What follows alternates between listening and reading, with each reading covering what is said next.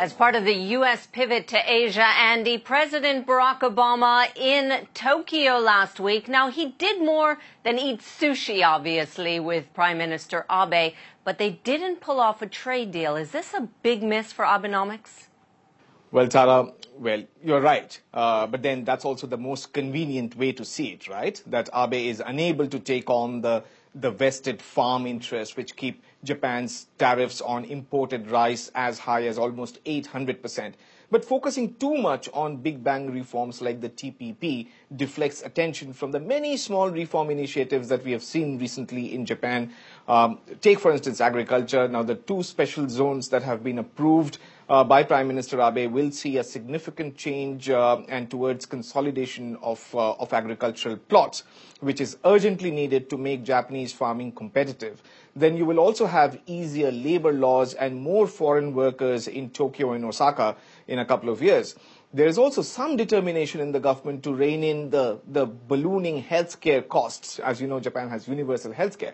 So this will create fiscal space for corporate tax cuts, which will again be very important. And add them all up, and the reform zeal in Abenomics is actually not missing from action as much as investors suspect. Okay, so I hear what you're saying on reform zeal on track in Japan. And trade deals are notoriously complex. How important is TPP overall?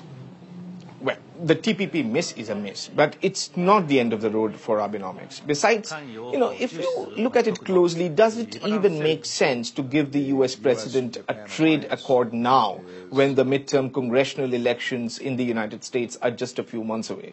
Now, to give him a deal that he can actually sell internally to his own party, not even mentioning the Republicans, will mean sweetening it heavily with concessions. Now, that's not in the self-interest of Japan, so the delay could even just be tactical.